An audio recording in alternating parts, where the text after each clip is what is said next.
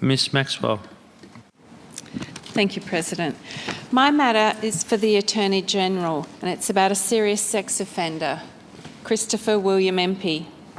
Empey is on the sex offenders register, having spent 12 years in prison for a rape in 2002, so extreme and violent that it included him stomping on the victim's head and left her so grievously injured that she even had to learn how to walk and ride again. That is all incredibly disturbing in itself. However, I also want to turn specifically to some seemingly unfathomable events in late 2018 and early 2019 in Empey's case. According to news reports at that time, on the 23rd of November 2018, he chose to cut off his GPS ankle bracelet that was being used by authorities as part of a series of monitoring conditions placed on him.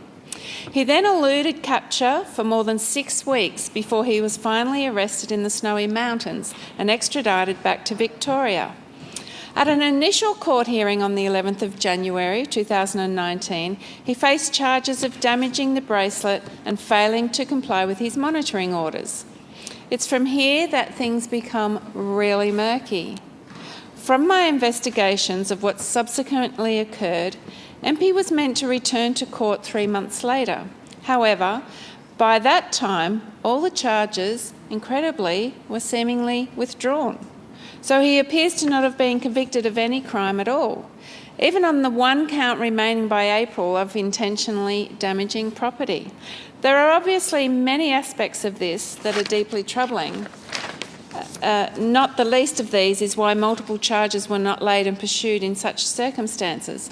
It also begs the question of what sort of message the striking out of every possible charge against Empey will have sent to other subjects of monitoring orders, as well as the kind of precedent it establishes for future cases. Even more worryingly, it also raises the possibility that this case may, in fact, have followed precedents from similar cases before it that have also resulted in no charges or convictions. President, assuming any or all of what I have recounted about these events surrounding Empey are correct, then the action I seek from the Attorney-General is confirmation of whether there have been no legal repercussions for him from breaching his monitoring conditions as a serious sex offender, and/or if there was any appeal against this outcome. I would naturally also like to know whether the government has subsequently taken any action to make sure such an unbelievable outcome doesn't arise again.